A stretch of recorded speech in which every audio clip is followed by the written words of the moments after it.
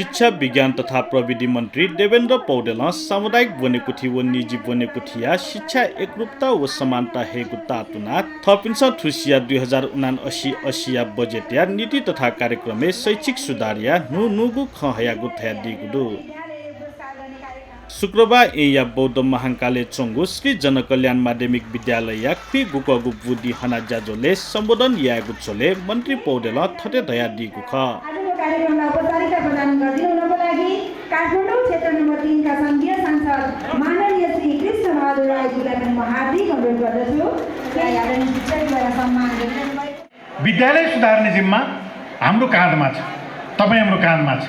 कसैको आलोचना गरेर होइन, आफैले काम गरेर।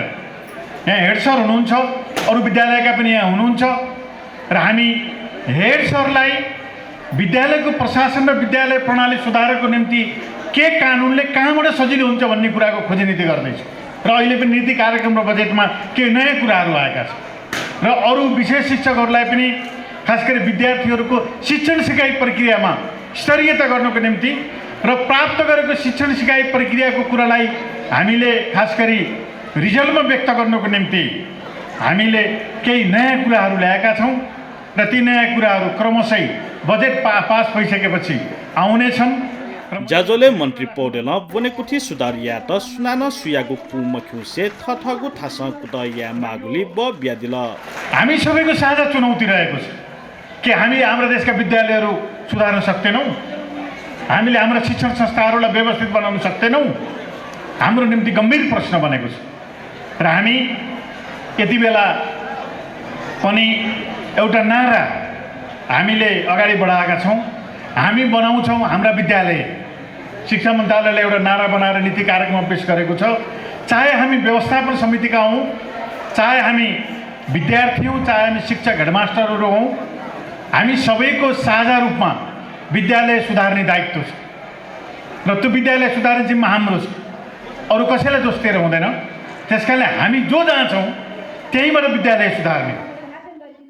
जाजोले प्रतिनिधि सभा या सांसद कृष्ण राई न वनामी तेसा वनेत आटक वनामी ते गुल्हाटे सफु मठ्याङ्गु थासे इले सफु छापे या मफुगु जनक शिक्षा सामग्री केन्द्र या औचित्य मधुको थया दिल। शैक्षिक सत्रको अवस्था अगाडि बढिराख्दाखेरि पनि प्रत्येक शैक्षिक सत्र सुरु भए पछाडि होइन, शैक्षिक सत्र सकिने बेलामा पनि विद्यालयमा पढ्ने भाइ बहिनीहरूले पुस्तक पाइँदैन भन्ने कुरा सधैँभरि सुनिराख्नु पर्दाखेरि कहिलेकाहीँ म आफै राजनीतिक क्षेत्रमा लागिराख्दाखेरि अवसोच पनि लाग्छ मलाई कि मैले त्यति पनि एउटा काम गर्न सकिनँ छु या मैले त्यो सम्बन्धित ठाउँमा मैले आवाज बुलन्द गर्न सकिनँ छु कि जस्तो लाग्छ।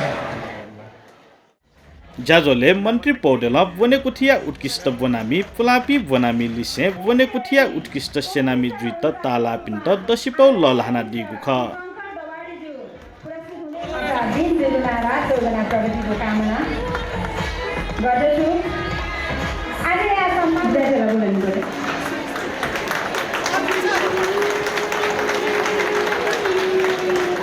कर्मचारीलाई पुरस्कृत गर्ने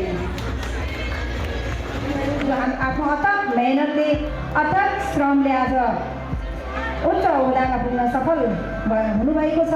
उहाँहरूलाई पनि हामीले शिक्षा मन्त्रीजीको हातबाट विद्यालय परिवार व्यक्त गर्दछौँ।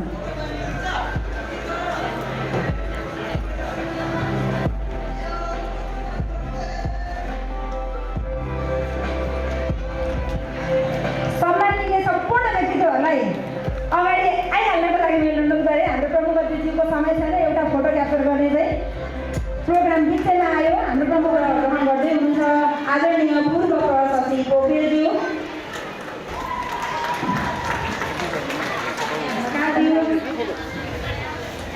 उहाँहरूलाई पनि यहाँ सम्मान गर्ने कार्यक्रम रहेको छ, प्रदान गर्नुभएको छ।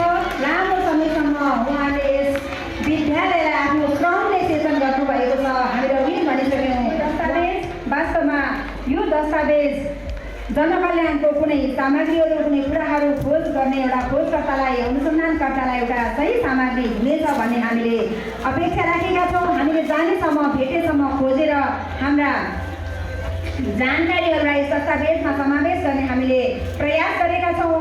हामीले भेटेसम्मका खुराकहरू यसभित्र हालेका छौँ तपाईँहरूका लागि पक्कै पनि यो राम्रो चाहिँ खुराक हुनेछ अपेक्षा गरेका छौँ सबैजना ताली बजाएर उक्त विमोचन कार्यक्रमलाई सहयोग गरिदिनु म हार्दिक अनुरोध जाजोले ए महानगरपालिका ओदल्या साट्या ओडा अध्यक्ष भुवन लामा लिसे शिक्षा खया तिथि व्यक्तित्व तयगु उपस्थिति दुगु ख अहिले जुन चाहिँ शहीद पार्क अहिले